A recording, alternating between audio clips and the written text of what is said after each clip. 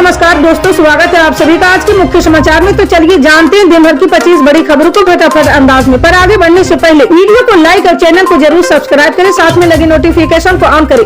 चलिए video start करते हैं।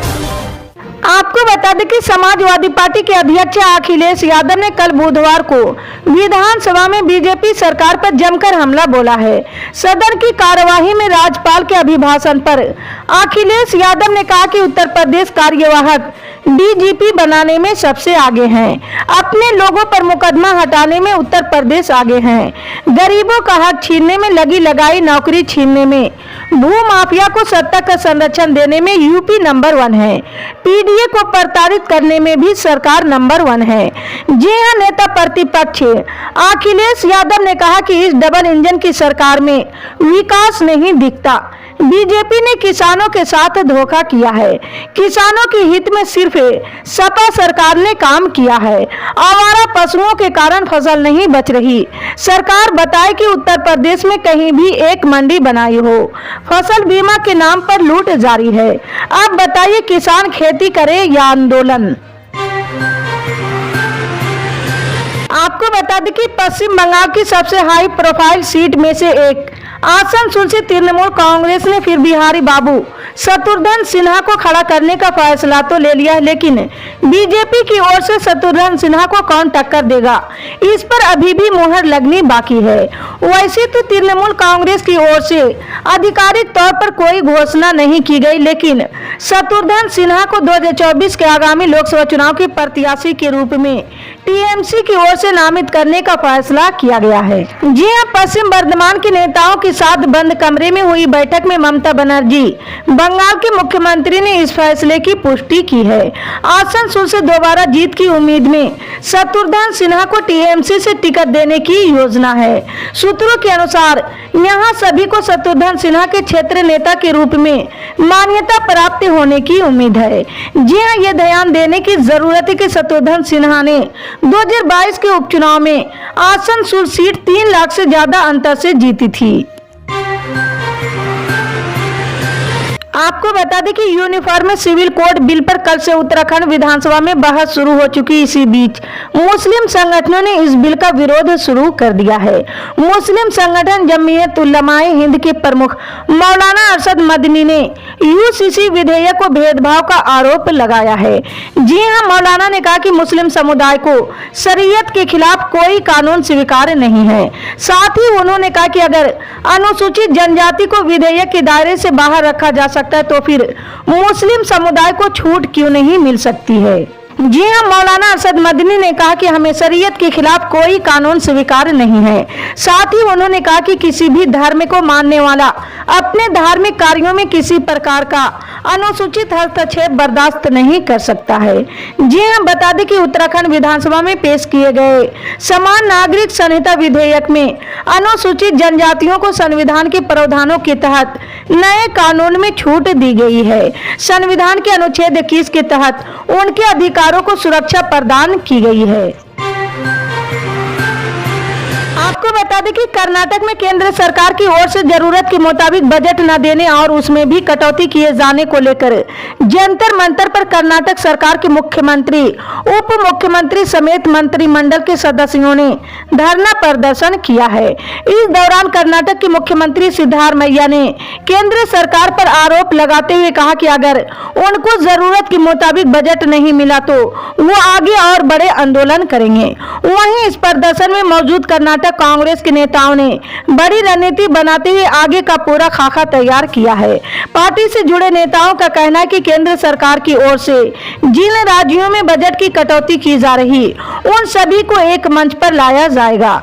इसके अलावा जरूरत पड़ने पर संसद के घेराव की भी रणनीति बनाई जा रही है। जी हां, जंतर मंतर पर मुख्यमंत्री सिद्धारमैया और उप मुख्यमंत्री डीके शिव कुमार समेत कर्नाटक सरकार के मंत्रिमंडल के दर्जनों सदस्य और विधायक शामिल हुए हैं।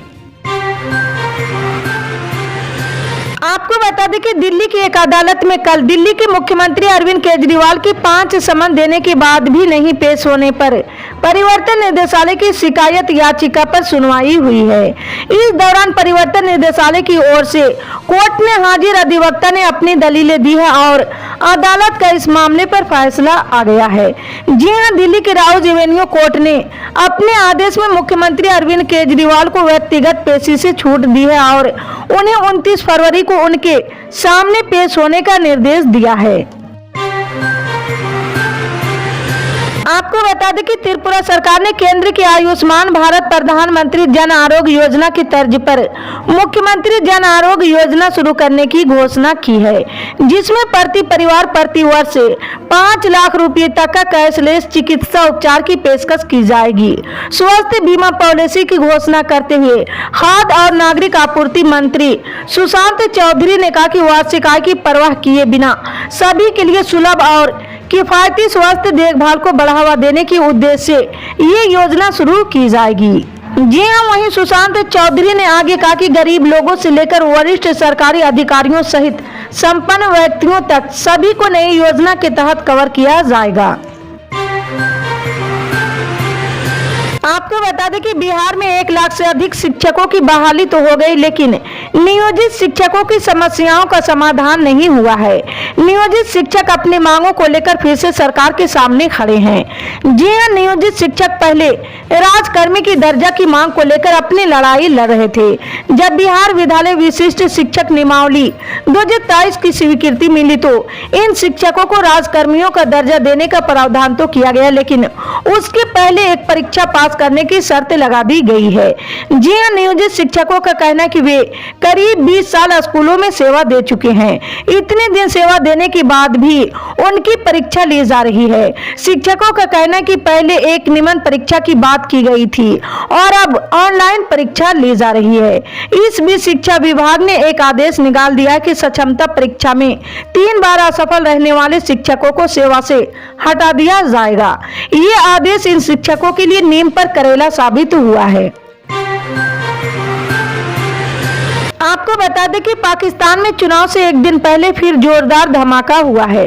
अब तक 26 लोगों की मौत हो चुकी। ये धमाका बलूचिस्तान की पिसीन और किला सैफुल्ला प्रांत में हुआ है।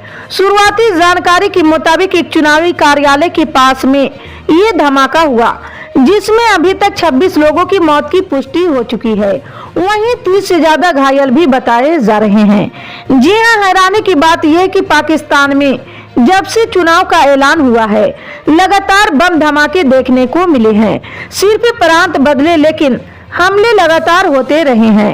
ये कोई पहला ऐसा चुनाव नहीं जब इस प्रकार की और इस हद की हिंसा पाकिस्तान में देखने को मिल रही है। आपको बता दें कि परीक्षाओं में नकल रोकने और नकल माफियाओं पर लगाम लगाने के लिए केंद्र सरकार ने कमर कस ली है। सरकार ने लोक परीक्षा विधेयक 2024 लोकसभा में पेश किया है। इस विधेयक में नकल करने वालों और नकल माफियाओं को 10 साल की जेल से लेकर 1 करोड़ रुपए तक की सजा जैसे कड़े नियम हैं। जी हां, इस विधेयक में सिर्फ ऑफलाइन नहीं बल्कि ऑनलाइन परीक्षा में भी नकल पर विस्तार से प्रकाश डाला गया है। विधेयक में कहा गया कि किसी परीक्षा के मेरिट से जुड़े दस्तावेजों से छेड़छाड़ या मेरिट लिस्ट से छेड़छाड़ भी नकल के दायरे में आएगा। आपको बता दें कि पिछले हफ्ते ही बिहार की सत्ता से बाहर हुई राष्ट्रीय जनता दल ने अपने एक फैसले से सबको चौंका दिया है। जी हां, दरअसल पार्टी ने अति पिछड़ा समाज से आने वाले अपने एमएलसी रामबली सिंह चंद्रवंशी की मंगलवार को बिहार विधान परिषद की सदस्यता समाप्ति करा दी है। जी हां, आरजेडी के अनुरोध पर दल विरोधी गतिविधियों के लिए विधान परिषद की सभापति देवेश चंद्र ठाकुर ने उनकी सदस्यता समाप्त करने का आदेश दिया है। चंद्रवंशी पर मुख्यमंत्री नीतीश कुमार और राजद प्रमुख लालू यादव के खिलाफ की गई टिप्पणी पर यह कार्रवाई हुई है। आपको बता दें कि दिल्ली पुलिस को एक बड़ी कामयाबी मिली है। जी हां, 1 साल से ज्यादा की तलाश के बाद हरियाणा और दिल्ली से 3 एजेंटों को गिरफ्तार किया है। पुलिस ने राष्ट्रीय राजधानी में वकील और ट्रैवल एजेंसी की आड़ में चल रहे फर्जी अंतर्राष्ट्रीय वीजा की रैकेट का भंडाफोड़ किया है। पुलिस के अनुसार तीनों आरोपियों की पहचान जनकपुरी निवासी 32 वर्ष उदित मोघा, 25 वर्ष लाटपुर निवासी सागर ढवास और हरियाणा की जिला कैथल निवासी 45 वर्ष केवल सिंह रूप में हुई है। जी हां, तीनों आरोपी एक सिंडिकेट से जुड़े हुए थे जो विदेशों के अप्रूव्ड पासपोर्ट और वीजा की पेशकश कर लोगों को निशाना बना रहे थे। इसी तरह की पल पल के अपडेट जानने के लिए जुड़े रहे हमारे न्यूज इंडिया के साथ। मिलते हैं अगली बड़ी खबर में, तब तक के लिए जय हिंद।